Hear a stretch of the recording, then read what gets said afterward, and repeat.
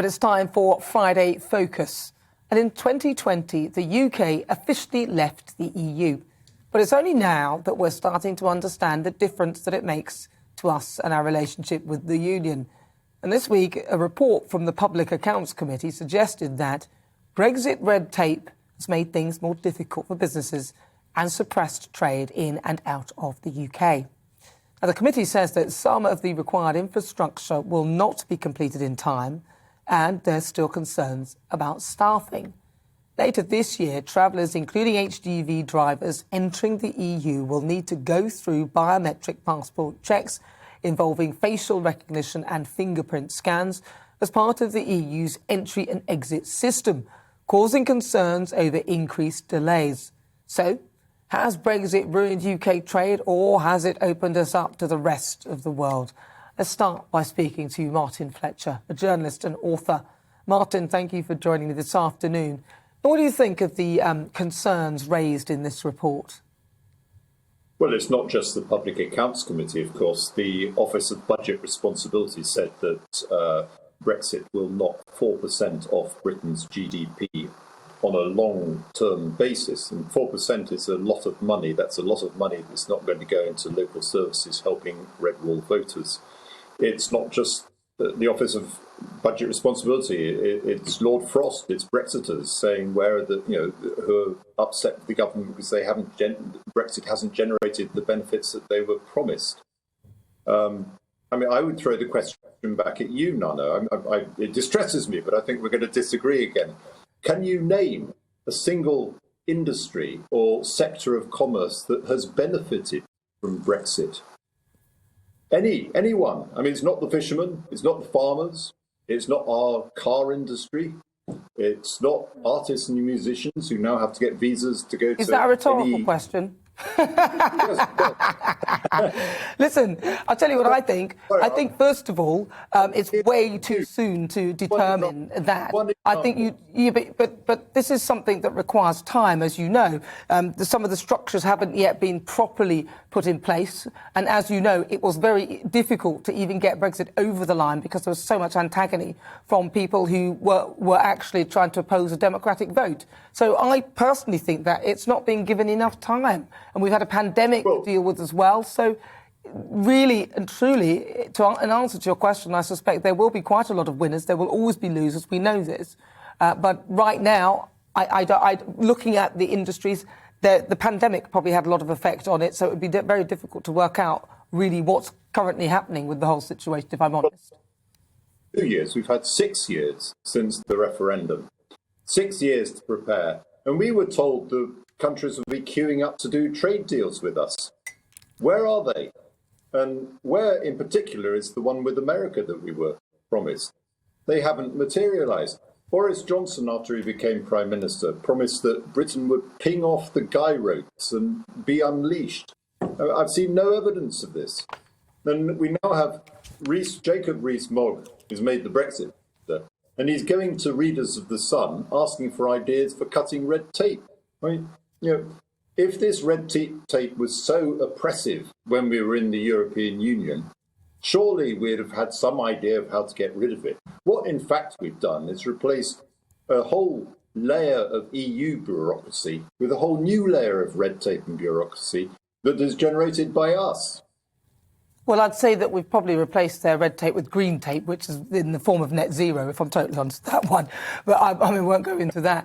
But look, the point of Brexit, surely it was to expand our opportunities and our capacity to trade with partners who we couldn't really trade properly with or create our proper deals with outside the EU. So this is definitely a good thing. Surely there is that extended capacity now, and we don't have to follow any EU guidelines.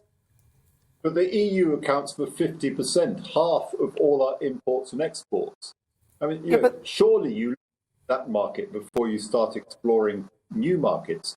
And I don't see any new markets opening up apart from Australia, which the Australian trade deal we struck is going to increase GDP by 0.01%. Well, I tell you, the trade that we've lost with Europe exceeds that by many, many times. But of course, we'd only have figures of the high percentage of trade deals that we had with the EU because we were in the EU and we couldn't really trade efficiently outside it. So, I mean, I don't know whether that's the thing that you've quoted is relevant. And you yourself have now pointed out a trade deal that we've done with Australia. So, again, that's a potential deal that we may not have been able to do within the EU.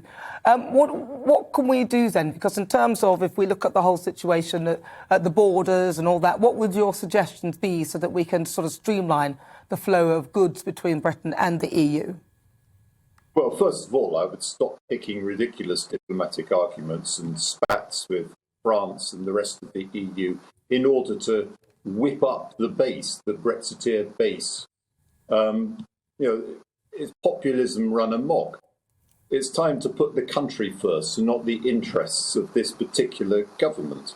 We should start establishing good relations. We should resolve the dispute over the Northern Irish Protocol, which we signed. It was part of a treaty that Boris Johnson had claimed. He said it was an oven-ready treaty. It turns out it's nothing of the sort.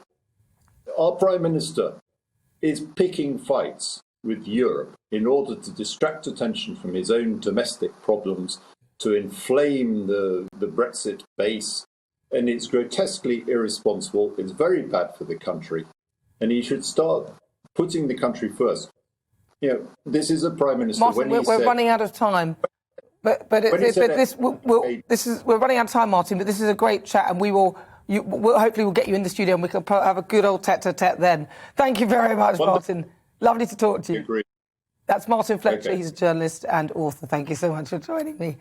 Oh, wow. I'm joined now in the studio by Keith Prince, a Conservative and the Deputy Chair of the London Assembly.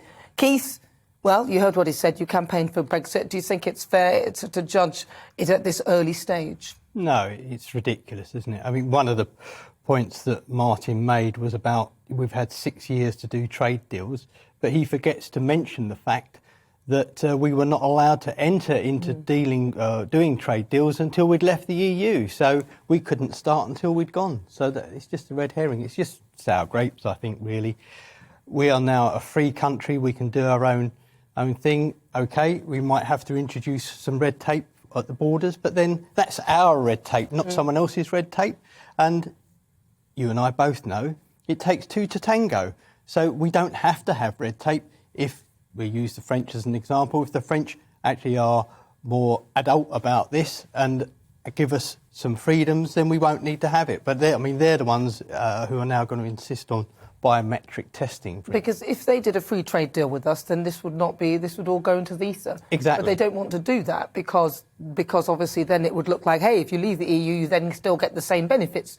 So this whole thing, because I know that the UK were willing to make a free trade deal with France and the EU, but this issue is actually created by a lack of will to create that environment for that to be the case. Spot on, absolutely bob on. If we were to get a free trade deal with the EU, there'd be others queuing up to leave, and they want to punish us so that it puts others off leaving. So that's the real motivation for them being so awkward. So what about the issue then with us doing less trade with Europe? Then why, because obviously as he said that we're doing less trade with them. Initially, they were one of our biggest markets. Why we're sort of turning our backs on them? I don't think we are, but I mean, he makes a point. Well, the interesting thing is, yes, we are doing less trade, but I think there's this thing called COVID that's been happening recently. You might have heard about it. What is it? Tell me. Yeah, no. So that's been driving down trade. But the interesting thing is that the EU are importing fewer goods than we are exporting. So the drop in trade from EU to us is greater than the drop in trade from us to EU. Well, that, in my books, helps our balance of trades. Happy days. So do you think, then, that Brexit has been done in the right way? I think Brexit could have been done a lot better, a lot quicker, but, we had the issues with certain prime ministers really not getting behind the will of the people, and thank God Boris turned up and sorted that out. Same way as, thank God Boris turned up and sorted out our issues around COVID and vaccination. So, yeah, OK, he's had a few parties and that's another debate for another day. But in the really important issues, he's on it, and he's over there dealing with Russia and so on, dealing with NATO. So these are things these are the really important things at the moment that we need to deal with. What, not Partygate?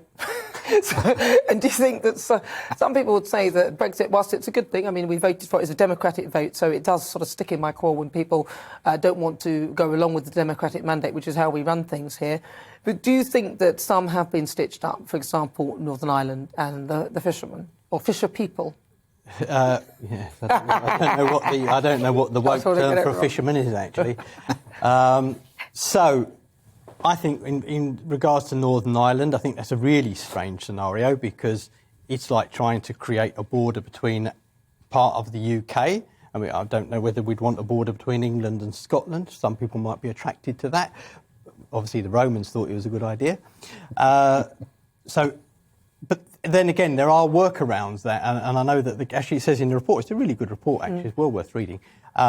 In the report, it says that we're working on workarounds. The EU are now coming to their senses a bit more about what's practical, what's not practical, and they're also going to have approved suppliers. So if there's a product that's going into Northern Ireland that's not going to go across the border, then those suppliers will be able to have more relaxed rules and regulations. Well, let's see, because I'm also joined by with Lembit Opik and also Emma Webb, who are my panel this afternoon. Lembit, I know that you want to say something about this. What do you think? Well, it seems to me, obviously, I understand what Keith Prince is saying.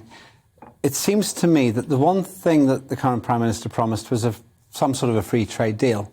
And it's not necessarily Brexit that's gone wrong, it's just the failure of the government to negotiate this.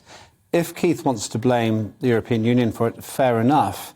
But I really do think that we've let ourselves down as a country, because if you speak to any product exporter, less services, but product exporter, it's a nightmare. Instead of like a seamless export to the rest of the European Union, it takes 4 or 8 weeks to get something out. But he makes a good point, though. It takes two to tango, and if you're not getting if somebody's not cooperating with you, then it's very difficult to force a free trade deal. Emma? I think that the question that we should be asking is, and you alluded to this already, is causation here, because the report itself actually admits that it's unclear and difficult to untangle whether this is to do with Brexit, whether it's to do with COVID or a number of other factors.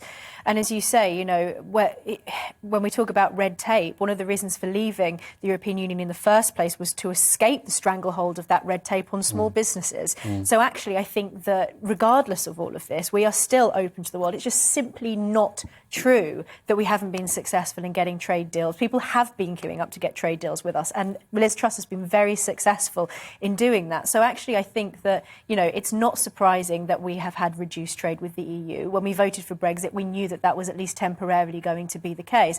I think that, this is not really as alarming as people are making it out to be, and that actually Brexit has offered us an incredible opportunity to trade with the world. And once the pandemic is out of the way, then we'll be able to do that properly. Of course. Emma, thank you for that. And, of course, thank you to Keith Prince. Thank you very much. He's the Conservative Deputy Chair of the London Assembly. Right, so a spokeswoman for the government has said this. Traders have adapted well to the introduction of full customs controls on the 1st of January, with minimal disruption at the borders and inbound freight flowing effectively through ports. We are continuing to ensure that businesses get the support they need to trade effectively with Europe and seize new opportunities as we strike trade deals with the world's fastest growing markets, including one-to-one advice through the free-to-use export support service.